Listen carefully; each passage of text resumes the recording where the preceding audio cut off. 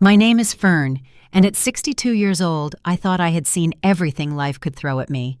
After 35 years of building my clothing company from nothing into a multi-million-dollar business, I had finally decided to sell.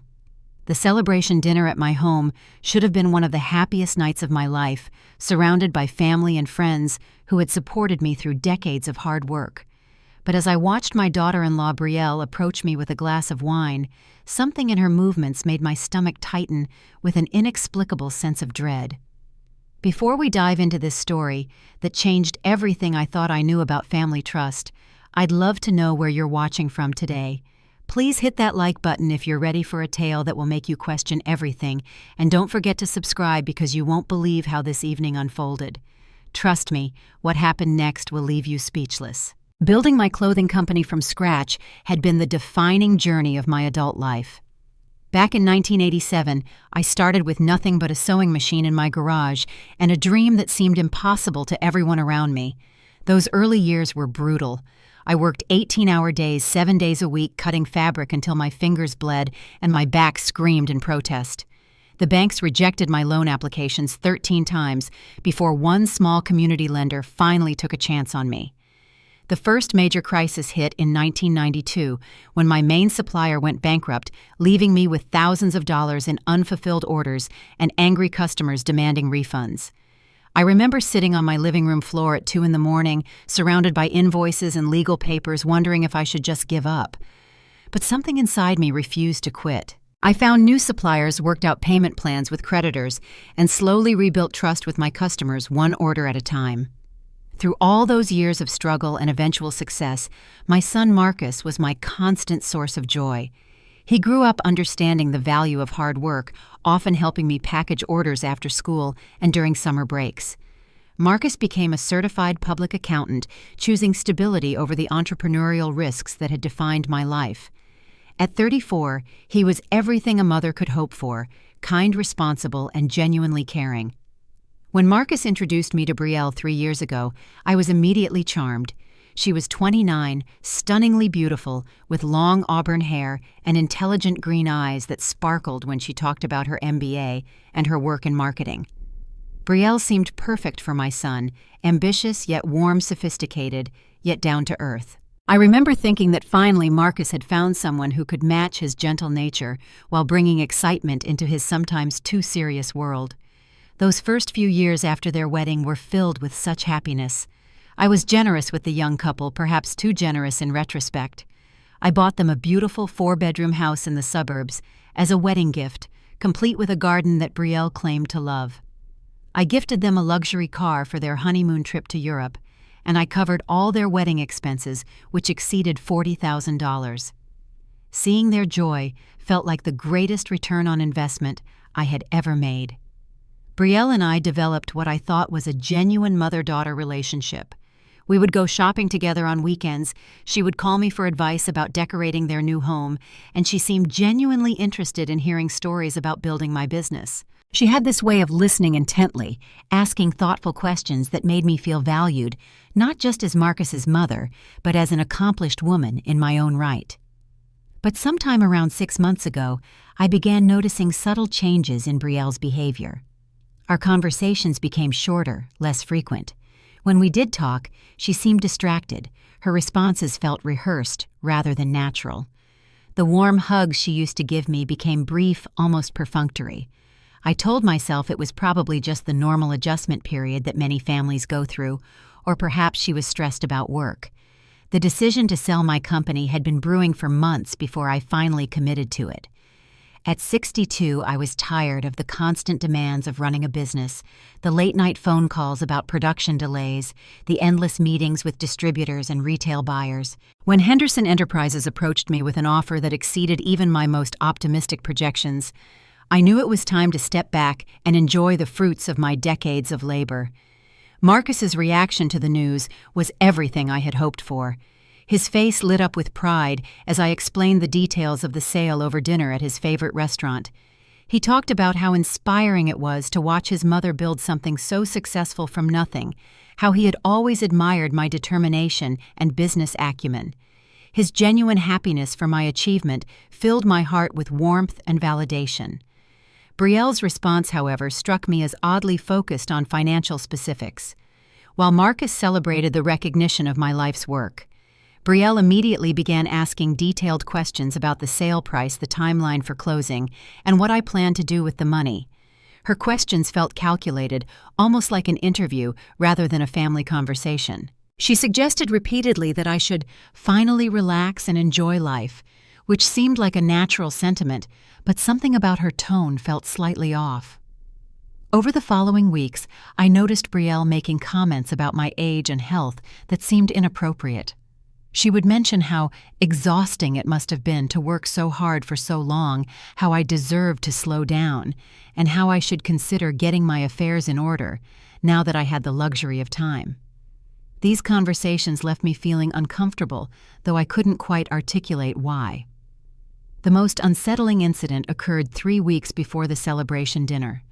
I had returned home early from a doctor's appointment to find Brielle in my home office going through the filing cabinets that contained my personal financial documents. When she saw me, she claimed she was looking for a phone charger, but her flushed face and nervous laughter told a different story. The filing cabinet she was searching contained my investment statements, insurance policies, and estate planning documents, hardly the place anyone would look for a phone charger. Later that same week, I accidentally overheard part of a phone conversation Brielle was having in my backyard. I had gone to the kitchen for water when I heard her voice through the open window. She was talking to someone about the plan and how it wouldn't be much longer now. When I appeared at the window, she quickly ended the call and claimed it was just a work conference call, but her demeanor suggested otherwise. The phrase, "it wouldn't be much longer now," echoed in my mind for days afterward. Marcus began showing signs of stress during this same period. My usually cheerful son became withdrawn, avoiding eye contact during our conversations, and seeming distracted when we spent time together.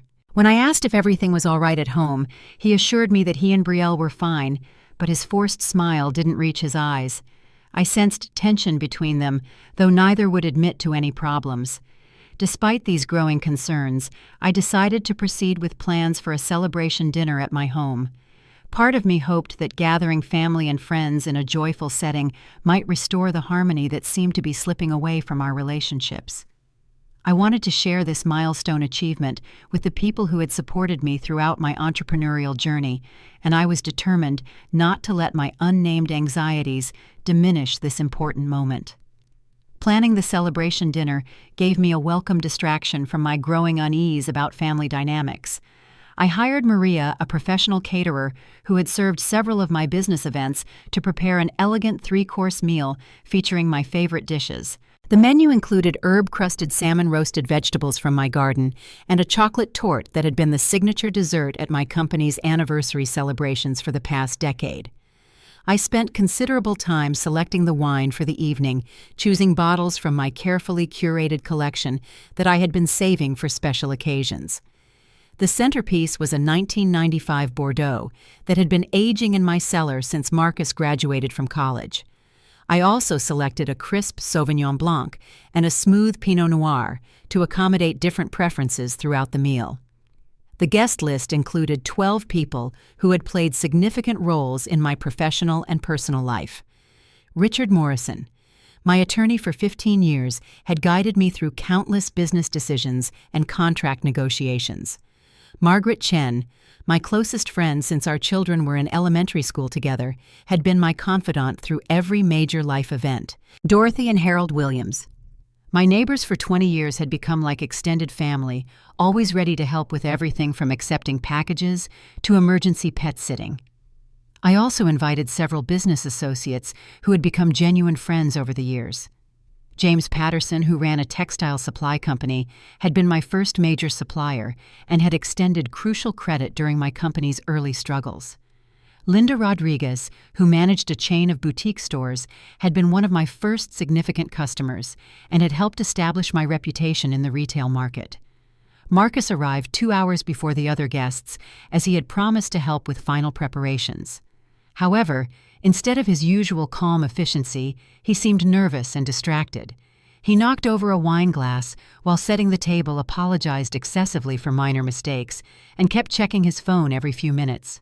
When I asked about his unusual behavior, he claimed he was just excited about the celebration, but his forced enthusiasm felt hollow. Brielle arrived 30 minutes after Marcus, dressed impeccably in a black cocktail dress that I had never seen before. She looked stunning, but her demeanor was strangely distant, as if her mind was elsewhere entirely. She carried an unusually large designer handbag, much larger than what she typically brought to family gatherings, which she placed carefully in the corner of the living room rather than leaving it in the front hall as she usually did. During the cocktail hour before dinner, Brielle's behavior continued to strike me as odd. She repeatedly steered conversations toward topics related to my health, my future plans, and my estate arrangements. When Richard mentioned some general legal matters, she immediately asked whether I had updated my will recently and whether I had considered the tax implications of my recent windfall. These questions seemed inappropriate for a celebration, and I noticed Richard giving her curious looks. Most surprisingly, Brielle volunteered to help serve wine to the guests, something she had never done at previous family gatherings. She had always preferred to remain seated and engage in conversation rather than taking on hostess duties. Her sudden eagerness to handle the beverages felt out of character, though at the time I attributed it to her trying to be helpful on such an important evening.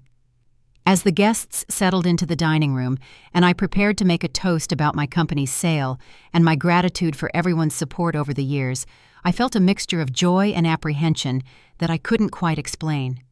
The stage was set for what should have been a perfect celebration, but something indefinable in the atmosphere made me feel like I was waiting for the other shoe to drop. The moment that changed everything happened so quickly that I almost missed it entirely. I was standing near the dining room entrance, engaged in conversation with Richard about the legal complexities of business asset transfers, when Brielle approached carrying 2 glasses of the Bordeaux I had selected for the toast. She moved with purposeful grace, her smile warm and seemingly genuine, as she announced her intention to make a special toast in my honor. Something made me glance back at her, just as she reached the side table where she had momentarily set down both wine glasses. In that split second, I saw her remove something small from her purse, a tiny white object that she quickly dropped into one of the glasses. The movement was so swift and practiced that anyone not looking directly at her would have missed it completely.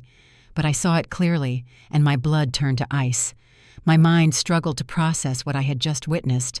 The woman I had treated like a daughter, whom I had welcomed into my family with open arms and generous gifts, had just put something into what was obviously intended to be my wine glass. The implications crashed over me like a tidal wave, but somehow I managed to maintain my composure, continuing my conversation with Richard while my heart hammered against my ribs. Brielle turned toward me with both glasses, her expression radiating what appeared to be genuine affection and celebration.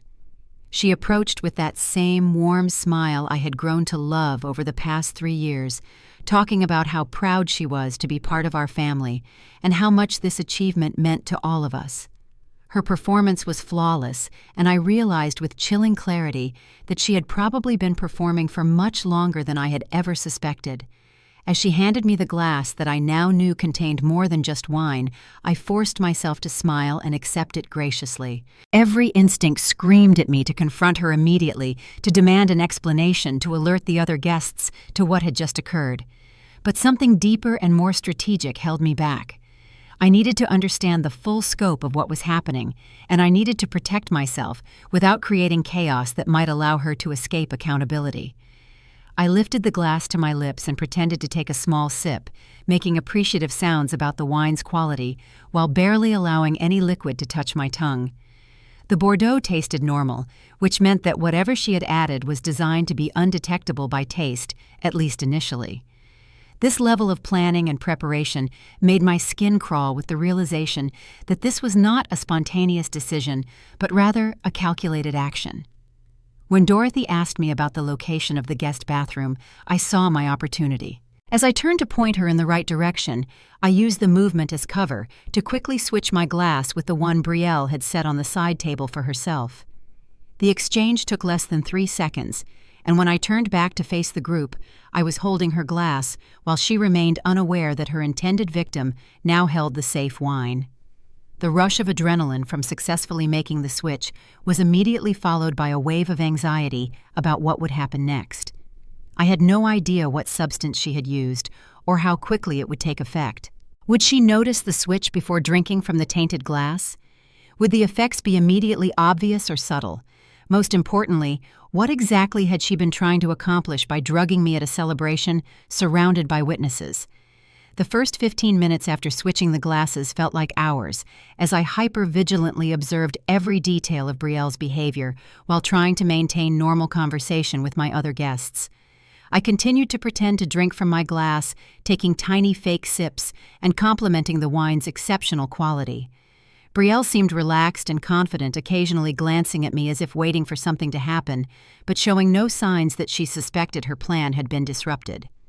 Margaret was telling an amusing story about her recent trip to Italy when I noticed Brielle's first drink from what she believed was her own glass of wine. She took a substantial gulp larger than her usually measured sips, as if she was nervous and trying to calm herself. Within minutes, I began to observe subtle changes in her demeanor that the other guests seemed to dismiss as enthusiasm for the celebration. Brielle's speech patterns were the first thing to change. She began speaking slightly more slowly than usual, occasionally pausing mid-sentence, as if searching for words that should have come easily. When James asked her about her marketing work, her response was rambling and less focused than her typically sharp professional descriptions. She laughed a bit too loudly at jokes that weren't particularly funny, and her gestures became more exaggerated than her normal composed behavior. I decided to test the waters by acting out the symptoms I assumed she had expected me to display. I began speaking more slowly myself, occasionally putting my hand to my forehead, as if feeling slightly dizzy. I mentioned feeling a bit warm, and asked Marcus to open a window, suggesting that perhaps I had been working too hard lately, and the excitement of the evening was catching up with me. Brielle's reaction to my performed symptoms was telling.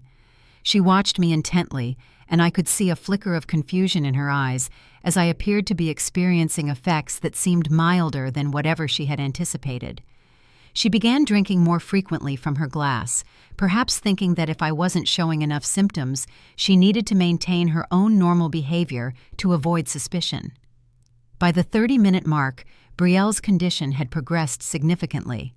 She was having difficulty maintaining her balance when she stood up to visit the bathroom, steadying herself against the wall in a way that she tried to make look casual.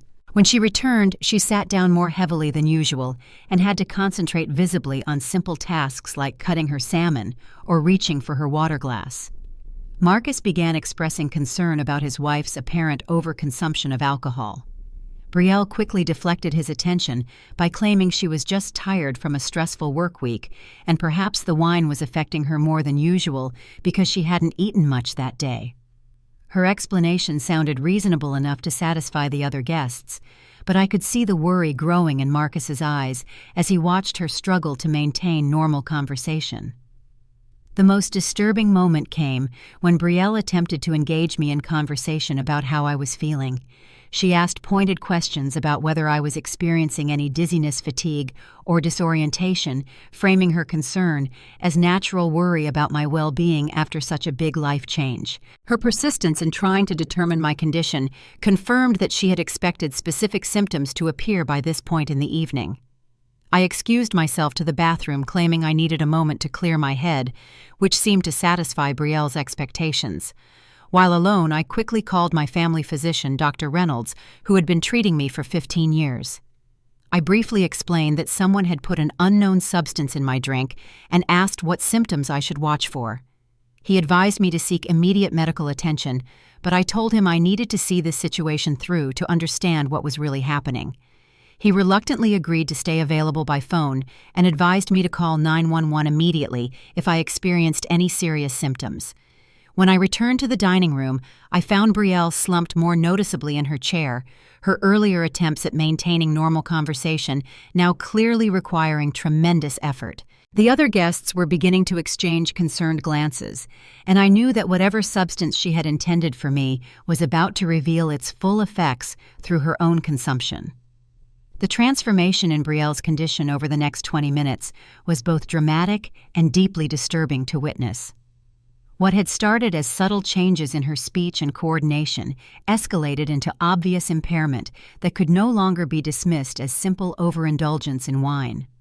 Her words began to slur noticeably, and she started having difficulty following the flow of conversation, often responding to questions that had been asked several minutes earlier.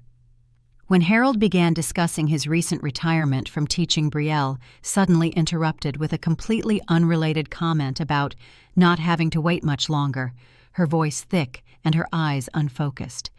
The comment made no sense in the context of the conversation, and I saw several guests exchange puzzled looks. Marcus immediately moved closer to his wife, his concern now visible to everyone present. Brielle's physical coordination deteriorated rapidly. She knocked over her water glass while reaching for her purse, then struggled to clean up the spill with napkins that seemed to slip through her fingers. When she attempted to stand, she swayed dangerously and had to grip the edge of the table to prevent herself from falling. Marcus jumped up to steady her, his face pale with worry and confusion about his wife's sudden dramatic decline. The excuse about being tired from work was no longer sufficient to explain Brielle's condition. Margaret, who had some nursing experience, quietly suggested that perhaps Brielle should lie down for a while, but Brielle became agitated at the suggestion, insisting that she was fine, in a voice that clearly indicated otherwise. Her protest was slurred and defensive, and she kept glancing at me with an expression that seemed to mix confusion with growing panic. I decided it was time to take control of the situation before Brielle's condition became dangerous, or before she found a way to deflect blame onto someone else. I approached her chair and, speaking softly enough that only she could hear, asked the question that I knew would shatter her carefully constructed facade. "What did you put in my drink, Brielle?" The effect of my words was immediate and unmistakable. Despite her impaired state, Brielle's eyes widened with shock and fear. She stared at me with the desperate look of someone who had just realized their carefully laid plan had catastrophically backfired. She tried to deny my accusation, but her slurred speech and obvious confusion made her protests sound hollow and unconvincing even to her own ears. "I don't know what you're talking about," she mumbled, but her trembling hands and panicked expression told a very different story. She looked around the room as if seeking an escape route, but her impaired coordination made any quick movement impossible. The other guests had stopped their conversations and were now openly staring at the unfolding drama, sensing that something far more serious than too much wine was happening. Marcus moved closer to both of us, his confusion evident as he tried to understand what was happening between his wife and his mother. "Mom, what's going on?" he asked, his voice tight with anxiety. "Brielle, you're scaring me. What's wrong with you tonight?" His genuine bewilderment and concern for both of us made what I was about to reveal even more heartbreaking. I made the decision that the truth needed to come out immediately in front of witnesses who could verify what was happening. "Marcus," I said, my voice steady, despite the emotional turmoil I was feeling. "I need to tell you and everyone here what I saw tonight. Brielle put something in my wine glass, something that wasn't supposed to be there. I switched our glasses when she wasn't looking, and now she's experiencing the effects of whatever she intended for me." The silence that followed my revelation was deafening. Every person in the room stared at me, then at Brielle, then back at me as they processed the implications of what I had just disclosed. Brielle's face crumpled as she realized that her secret was out and that there was no way to escape the consequences of her actions. The evening that was supposed to celebrate my greatest professional achievement had become the night when my family's darkest secrets were exposed in front of the people I trusted most. The revelation of Brielle's attempted poisoning sent shockwaves through the dinner party that no one present would ever forget. Marcus stood frozen between his wife and his mother, his face cycling through expressions of disbelief, horror, and heartbreak as he struggled to process what he had just learned. The silence in the room was broken only by Brielle's labored breathing and the distant sound of classical music still playing softly in the background, a surreal soundtrack to the unfolding nightmare. Under the combined pressure of the drug's effects and the exposure of her plan, Brielle's carefully maintained facade completely crumbled. Through slurred speech and barely controlled sobs, she began confessing details that painted a picture far darker than I had ever imagined. It was just sleeping pills, she mumbled repeatedly, as if minimizing the type of drug somehow lessened the severity of her actions. I didn't want to hurt you permanently. I just needed you to have an accident. The full scope of her plan emerged piece by piece as she continued talking, apparently unable to stop herself from revealing everything. She had intended for me to become disoriented and drowsy, then she planned to suggest that I go upstairs to rest. Once I was alone and impaired, she would have helped me accidentally fall down the stairs, creating what would appear to be a tragic accident, following a celebration where an elderly woman had perhaps consumed too much wine. Marcus sank into a chair as the reality of his wife's murderous intentions hit him. "Brielle, what are you saying?" he whispered, his voice barely audible. "Are you telling me you planned to kill my mother for money?" His anguish was palpable as he realized that the woman he had loved and trusted had been capable of such calculated evil. The foundation of his marriage was crumbling before his eyes, and I could see him struggling to reconcile the person he thought he knew with the monster who was now confessing to attempted murder. Brielle's breakdown continued as she revealed the crushing financial pressure that had driven her to such desperate measures. Between gasping sobs, she admitted to hiding a severe gambling addiction that had accumulated debts exceeding $150,000. She had been borrowing money from dangerous people who were now threatening her safety if she didn't pay them back immediately. The sale of my company represented her only hope of accessing the kind of money she needed to save herself. Harold, my neighbor, who had been quietly observing the scene, suddenly spoke up with information that added another chilling layer to the story. "I've been meaning to mention this, Fern," he said gravely. "Over the past month, I've seen some questionable characters coming and going from your son's house at odd hours. Men in expensive cars who didn't look like they belonged in the neighborhood. I thought maybe Marcus was having some kind of business troubles, but now I understand what was really happening." Margaret confirmed that she too had noticed changes in Brielle's behavior over recent months. "She asked me so many strange questions about your health, Fern," she revealed. "Whether you had any heart problems, whether you took any medications that might interact badly with alcohol, whether you had updated your will recently. At the time, I thought she was just being caring, but now I realize she was gathering information for this terrible plan." Richard, my attorney, immediately took charge of the legal aspects of the situation. "We need to call the police right now," he declared firmly. "This is attempted murder, and there are multiple witnesses to her confession. Fern, you probably saved your own life tonight by being observant and quick-thinking enough to switch those glasses." He was already reaching for his phone. As he spoke, his professional demeanor masking what I could see was his own shock at witnessing such a betrayal. The next hour passed in a blur of police officers, paramedics, and official statements. Brielle was taken to the hospital for evaluation and treatment, though she was accompanied by police officers who ensured she remained in custody. Marcus rode with her, torn between his loyalty to his wife and his horror at what she had attempted to do to his mother. Before leaving, he hugged me tightly and whispered, "I'm so sorry, Mom. I had no idea. I should have protected you." The other guests gradually departed, each expressing their shock and relief that I had escaped harm. Margaret was the last to leave, staying to help me process the emotional aftermath of the evening. As we sat in my living room, surrounded by the remnants of what should have been a joyous celebration, I found myself questioning everything I thought I knew about reading people's character and intentions. The woman who had shared our family holidays, who had called me for advice and shopping trips, who I had trusted completely, had been planning my death while smiling at my dinner table. The investigation that followed revealed even more disturbing details about Brielle's deception and planning.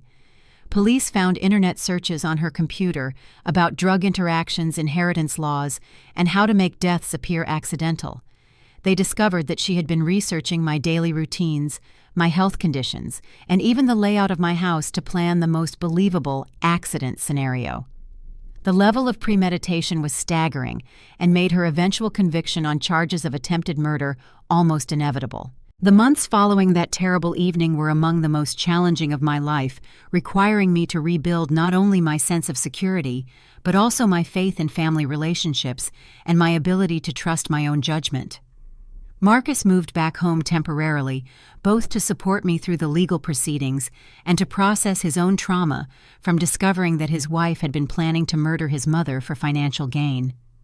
Our conversations during this period were filled with pain, guilt, and gradual healing as we worked to understand how we had both missed the signs of Brielle's true nature.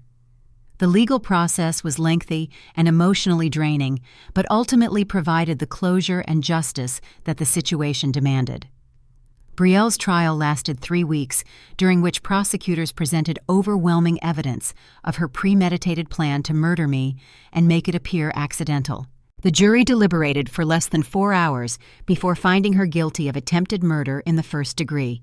The judge sentenced her to 12 years in prison, stating that the calculated nature of her crime and the violation of family trust warranted the maximum penalty allowed under the law. Marcus struggled tremendously with divorcing someone he had genuinely loved, but he came to understand that the person he had married was not the real Brielle, just a carefully crafted persona designed to gain access to our family's resources. The divorce proceedings revealed additional financial deceptions, including credit cards opened in Marcus's name and investments liquidated without his knowledge.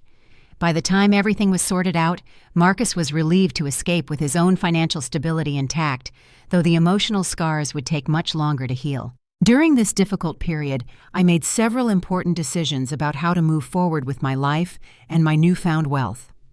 I established a trust fund for Marcus that would provide him with financial security while protecting the assets from any future relationships that might prove similarly toxic.